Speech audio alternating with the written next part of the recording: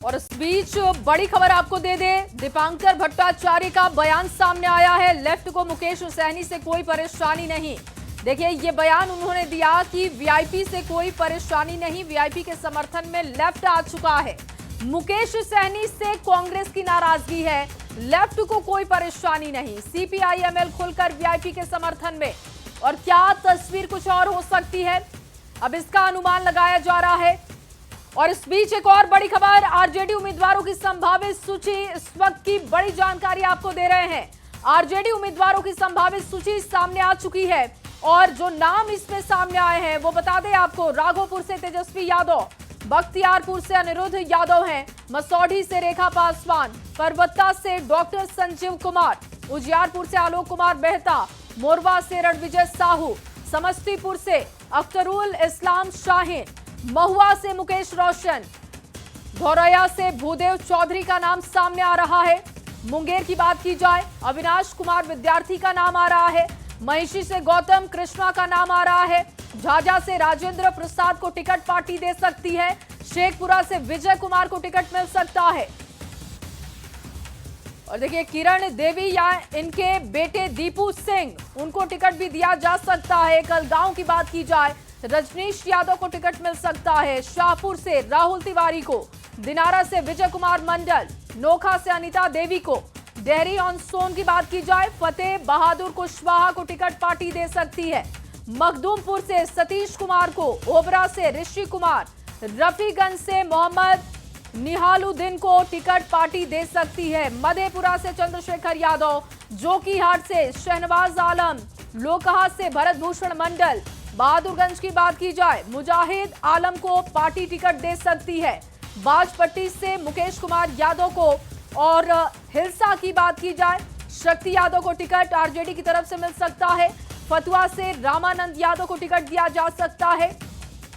इस्लामपुर से राकेश रोशन को टिकट मिल सकता है। एकमा से श्रीकांत यादव, सिवान से अवध बिहारी चौधरी को टिकट दिया जा सकता है।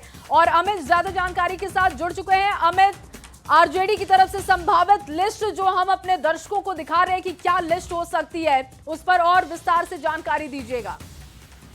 देखिए बिल्कुल, आरजेडी जो है वो अपने प्रत्याशियों की जो सूची तैयार की है, आंशिक जानकारी सूत्रों के जरिए हमें जो प्राप्त हुई है उसके मुताबिक जो संभावित नाम है उसमें सबसे पहला नाम हम बताते हैं तेजस्वी यादव राघोपुर से, बख्तियारपुर से अनिरुद्ध यादव, मसौरी से रेखा पासवान, प्रवक्ता से डॉक्टर संजीव कुमार, उजियारपुर से आलोक कुमार मेहता, मोरवा से रणविजय साहू, समस्तीपुर से अख्तरुल इस्लाम शाहीन, महुआ से डॉक्टर मुकेश रोशन, धौरैया से भूदेव चौधरी, मुंगेर से अविनाश कुमार विद्यार्थी, महसी से गौतम कृष्णा है, झाझा से राजेंद्र प्रसाद, शेखपुरा से विजय सम्राट जो है। और इसके अलावा संदेश की बात करें तो संदेश से किरण देवी या उनके बेटे दीपू सिंह जो है वो उम्मीदवार हो सकते हैं। जी अमित, साथ में ये भी जानकारी दीजिएगा कि आरजेडी की तरफ से जो ये संभावित लिस्ट है, ये कितने लोगों की लिस्ट है, कितने लोगों के इसमें नाम है, और क्या ये जो नाम इसमें दिख रहे हैं वो ज्यादातर रिपीट हो रहे हैं या फिर नए लोगों को टिकट पार्टी ने दिया है? देखिए इसमें कुछ नाम जो है वो नए हैं, जिसमें हम बता रहे थे आपको कि जो कहलगांव है, कहलगांव से रजनीश यादव है, झारखंड में इनके पिता मंत्री हैं संजय यादव, उनके ये पुत्र हैं। ये पहली बार जो है वो चुनावी मैदान में अपने कदम रखने आ रहे हैं और इनको प्रत्याशी बना रही है आरजेडी कहलगांव से। इस तरह से अगर हम बात करें संदेश की, जहाँ पे किरण देवी वर्तमान में विधायक है, इससे पहले इनके पति जो है अरुण यादव विधायक थे, और अब संभवतः ये माना जा रहा है कि इनके जो बेटे हैं दीपू सिंह वो उम्मीदवार हो सकते हैं। वो भी पूरे तौर पे तैयारी में लगे हैं, जोर शोर से अपनी कोशिश में लगे हैं। और उनसे जो हमारी बात हुई है तो उन्होंने कहा है कि तेजस्वी यादव जो हमारे नेता हैं वो चाहे हमें या हमारी मां जिनको भी टिकट देंगे हम चुनाव जीत करके आएंगे। तो ये प्रयास है कि कुछ नए चेहरे, कुछ पुराने जो जिताऊ कैंडिडेट है जो लगातार विधायक चुन के आते रहे हैं, जिनका अपने वोटरों में जो है अच्छी पकड़ है, तो उन्हें तेजस्वी लूज नहीं करना चाहते हैं। और यही वजह है कि कुछ पुराने जो विधायक है, लगातार जो विधायक चुने आ रहे हैं, उनको टिकट दे रहे हैं। अब जैसे एक बात हम कर लेते हैं साबुद्दीन के बेटे की, तो साबुद्दीन का जो बेटा है वो रघुनाथपुर से ओसामा साहब जो है वो पहली बार चुनाव मैदान में आ रहे हैं। तो इस तरह से कुछ नाम जरूर है जो पहली बार चुनाव मैदान में उतरेंगे और तेजस्वी ने उन पर भरोसा जताया है।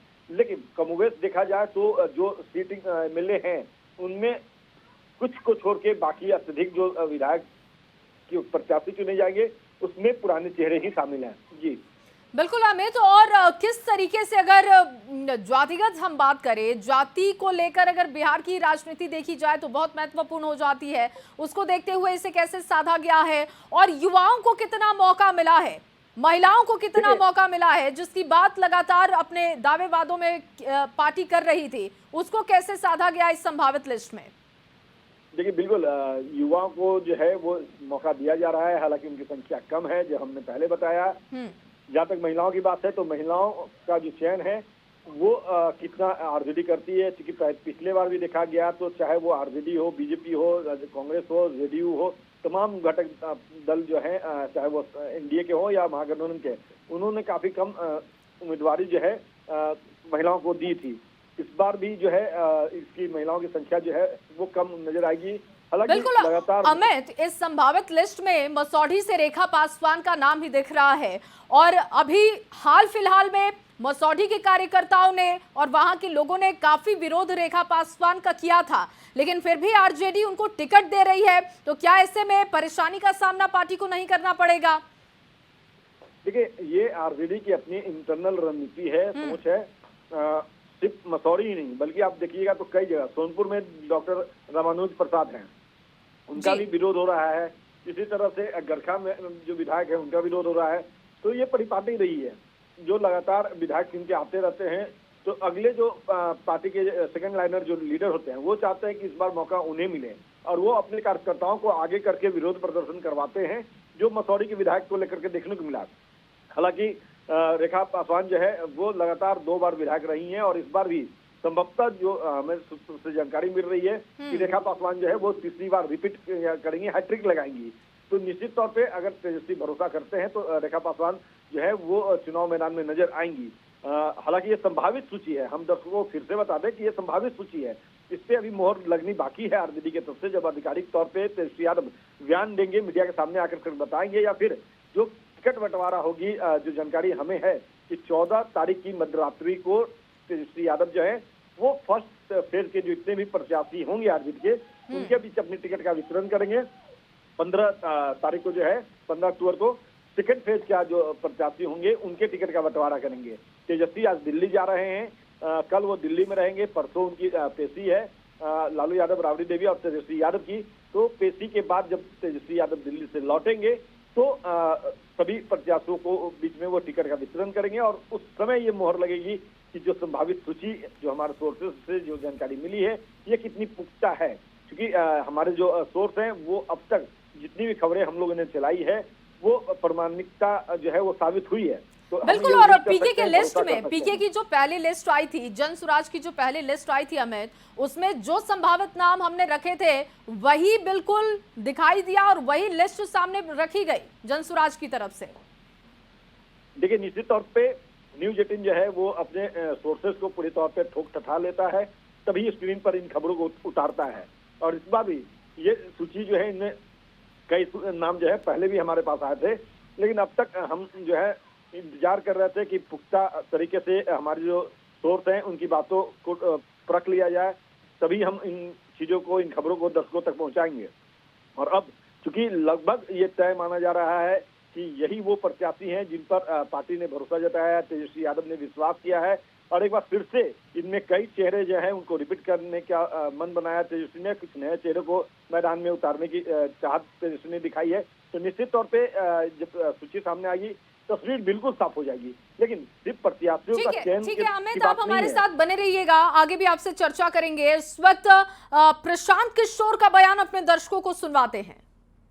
जा रहे हैं वहां पर जितने साथियों ने, जितने कार्यकर्ताओं ने, जन स्वराज के परिवार के सदस्यों ने राजद के वहां पर जो उनका आधिपत्य है उसके खिलाफ जन स्वराज की बात को घर घर पहुंचाया है, उनके साथ जाकर बैठेंगे, कुछ लोगों से मुलाकात करेंगे, उनके साथ बैठकर उनकी जो भावना है उसको समझने का प्रयास करेंगे। तो प्रशांत किशोर का बयान सुन रहे थे और उनका कहना है कि वो राघोपुर जा रहे हैं, वहां की जनता के साथ बैठेंगे और साथ ही साथ वो तेजस्वी यादव को चुनौती भी दे रहे हैं कि वो जगह छोड़ना ही पड़ेगा उनको। अमित लगातार हमारे साथ बने हुए, उनसे भी चर्चा करेंगे। इस वक्त तेज प्रताप का भी बयान सामने आ चुका है, दर्शकों को सुनवाते हैं।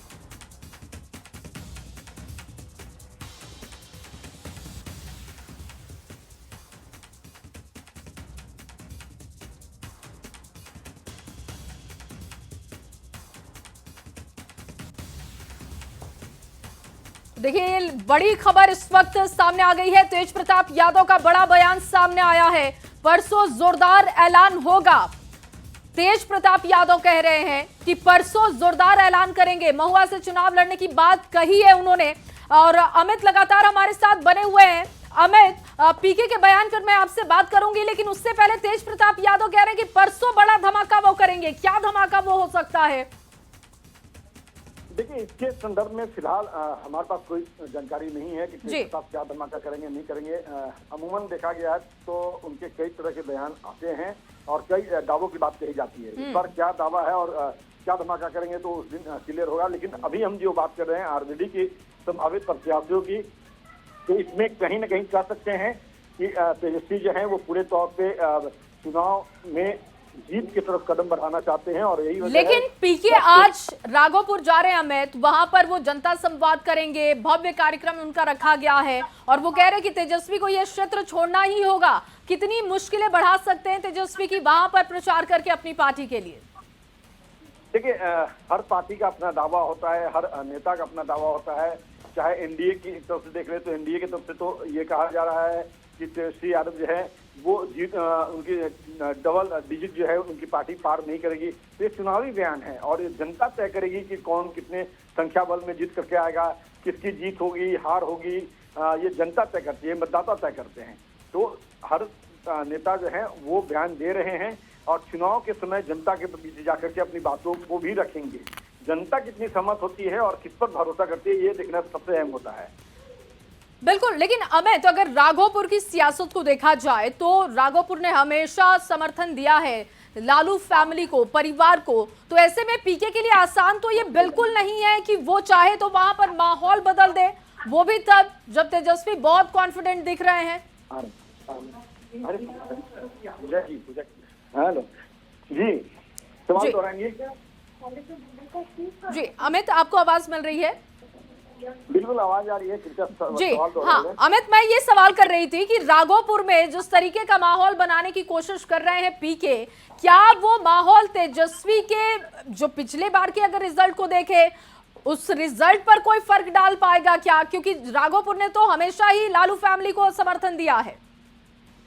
बिल्कुल, देखिए ऐसा कम्युनिस्ट देखा गया है कि राघोपुर की जनता जो है वो लालू परिवार पर विश्वास देता है। लेकिन आप उस चुनाव को भी याद कीजिए जब राबड़ी देवी और लालू यादव वहां से राघोपुर से ही उनको हार का सामना भी करना पड़ा था जी। तो ये सबसे महत्वपूर्ण है कि जो दावे किए जा रहे हैं, चाहे प्रशांत किशोर हैं या एनडीए घटक दल की तरफ से जो दावे हैं, उसमें कितना बल आता है, जनता कितना अपनी ताकत उन नेताओं को देती है, ये देखना सबसे महत्वपूर्ण है। सबसे अहम बात और सबसे बड़ी बात है कि हर पार्टी जो है वो अपनी जीत को लेकर के अस्वस्थ है। हर जो प्रत्याशी है वो अपनी जीत को लेकर के अस्वस्थ नजर आते हैं, लेकिन जीत एक ही की होती है। तो बिल्कुल। और अमित, तो तेज प्रताप भी दूसरी तरफ लगातार अपने परिवार की मुश्किल बढ़ाने की बात तो कह ही रहे हैं और गाहे बगाए वो ये भी कह रहे हैं कि पार्टी को जोरदार समर्थन मिल रहा है, महुआ सीट से वो चुनाव लड़ेंगे। तो ऐसे में क्या तेजस्वी के लिए मुश्किल हो सकती है? अपने भाई से कोई डैमेज होने का उनको खतरा होगा क्या? देखिए, अब तक जो तस्वीर है वो कहीं कहीं बता रही है कि तेजस्वी यादव जो हैं उनके सामने कई तरह की चुनौती है। एनडीए है, प्रशांत किशोर हैं, तेज प्रताप हैं, कई चुनौती है। तो उन सभी से निपटना तेजस्वी के लिए एक कहीं कहीं कह सकते हैं माइलस्टोन होगा। और तेजस्वी कितनी जीत को लेकर के अस्वस्थ है वो अपनी बातों से लगातार बता रहे हैं। तो चुनाव परिणाम जो है उसका इंतजार करना होगा और चुनाव के दौरान जब ये तमाम नेता जो हैं जब मैदान में जाएंगे, अपनी बातों से जनता को रूबरू कराएंगे, तो जनता का मूड क्या होता है वो सब कुछ बता देगा, सारी तस्वीरें साफ होंगी। बिल्कुल, लेकिन अमित, तेज प्रताप के लिए एक माइलेज भी तो हो सकता है कि उनको संवेदनाएं लोगों की मिल जाए, क्योंकि जिस स्थिति में इस वक्त हैं वो पार्टी से निष्कासित कर दिए गए, परिवार से भी उनका अभी बहुत अच्छे रिश्ते दिखाई नहीं दे रहे हैं। तेज प्रताप का पहले बयान सुनवाते हैं अमित दर्शकों को और उसके बाद आपसे बात करेंगे।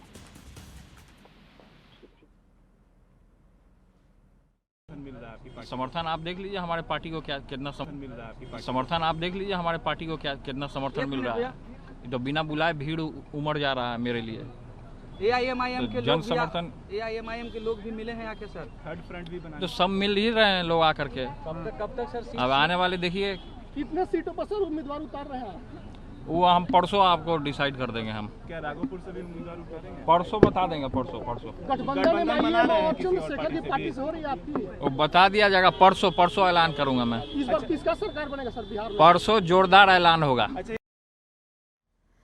तो देखिए, तेज प्रताप यादव कह रहे हैं कि परसों बड़ा ऐलान होने जा रहा है सीटों को लेकर। राबड़ी आवास पर बैठक, इस वक्त की एक और बड़ी खबर, थोड़ी देर में आरजेडी की बड़ी बैठक। इस वक्त आपको ये बड़ा अपडेट दे रहे हैं, आरजेडी के बड़े नेता शामिल होंगे। राबड़ी आवास पर बैठक थोड़ी देर में होने जा रही है, जिसकी तैयारी हो रही है और सीटों को लेकर ही बातचीत होगी। अमित लगातार हमारे साथ जुड़े हुए हैं। अमित, एक और बड़ा अपडेट आ गया कि राबड़ी आवास पर एक बड़ी बैठक होने जा रही है सीटों के मद्देनजर। देखिए, बिल्कुल ये जो है सीट शेयरिंग का फॉर्मूला जो सुलझते लगातार उलझ जा रहा है। चाहे मुकेश सहनी हो या कांग्रेस, वो लगातार तेजस्वी यादव प्रेशर पॉलिटिक्स कर रही है। तो ऐसे में आरजेडी अपनी इंटरनली जो शीर्ष नेता है, चाहे वो लालू यादव हो, राबड़ी देवी हो या उनके सिर के जो बड़े दिग्गज नेता हैं आरजेडी के, उन सबके साथ तेजस्वी जो है वो मंथन करना चाहते हैं और उसके बाद आखिरी जो कर सकते हैं कि फैसला, निर्णय जो है वो तेजस्वी लेंगे कि किसे कितनी सीट फाइनल कर देना है। क्योंकि अब फर्स्ट फेज का नॉमिनेशन भी शुरू हो गया है, तो ऐसे में डिले करना जो है वो उचित नहीं होगा। क्योंकि समय भी कम है, चुनाव के साथ साथ पूजा का भी, त्योहार का भी समय है। तो हर पार्टियों के लिए एक मुश्किल है कि कम समय में जनता को कैसे अपनी बातों से रिझाया जाए। और ऐसे में सीट शेयरिंग में ही मामला उलझा रहेगा, तो जनता के बीच अपने मैसेज को पहुंचाने में देर न हो जाए। ये बात जो है भली भांति, चाहे वो एनडीए घटक दल, ठीक है, मैं तो रोकना चाहूंगी मैं आपको इस वक्त। रवि एस नारायण हमारे साथ जुड़ चुके हैं ज्यादा जानकारी के साथ। रवि, थोड़ी देर में आरजेडी की बड़ी बैठक शुरू होने जा रही है राबड़ी आवास पर, जानकारी दीजिएगा, क्या अपडेट है इसको लेकर? जी बिल्कुल, राबड़ी आवास पे अभी से थोड़ी देर में जो है वो बड़ी बैठक होने वाली है। इस बैठक में लालू प्रसाद यादव, तेजस्वी यादव सहित तमाम जो वरिष्ठ नेता हैं वो पहुंच रहे हैं। अभी तक जयप्रकाश नारायण, रणविजय साहू सहित कई नेता जो है वो पहुंच चुके हैं। और इस बैठक में आरजेडी जो है उम्मीदवारों को लेकर के और सीटों को लेकर के अभी तक जो पेच फंसा हुआ है, वो कोशिश करेगा कि उन तमाम सीटों पर जो है वो बात किस तरह बने, वो फार्मूला भी तय होगा। और साथ साथ आरजेडी के जो उम्मीदवार हैं, इन उम्मीदवारों के चेहरे को लेकर भी फाइनल टच देने की कोशिश की जा रही है। तो ये बैठक जो है माना जा रहा है कि अगले 1 से 1.5 घंटे तक चलेगी। और उसके बाद तेजस्वी यादव जो है वो शाम को दिल्ली भी निकलने वाले हैं और वहां राहुल गांधी के साथ फिर बैठक होगी। तो माना यह जा रहा है कि यहाँ पे आपस में बैठक करके जो भी फार्मूले हैं वो तय होंगे और उसे लेकर के सीधे दिल्ली पहुंचेंगे और राहुल गांधी के साथ मिल बैठ करके वो बातें होंगी और जो भी गतिरोध है उसे दूर करने की कोशिश होगी। जी ठीक है रवि, आप बने रहिए हमारे साथ। इस वक्त एक और बड़ी खबर आ रही है, अपने दर्शकों को बड़ी खबर बता दे। बिहार में किसकी बहार है में बड़ी खबर, जेपी नड्डा से मिलेंगे जीतन राम मांझी, इस वक्त की बड़ी खबर सामने आ रही है। देखिए, दोपहर 3 बजे का समय बताया जा रहा है, यानी कि अब से थोड़ी देर बाद ये मुलाकात होने जा रही है।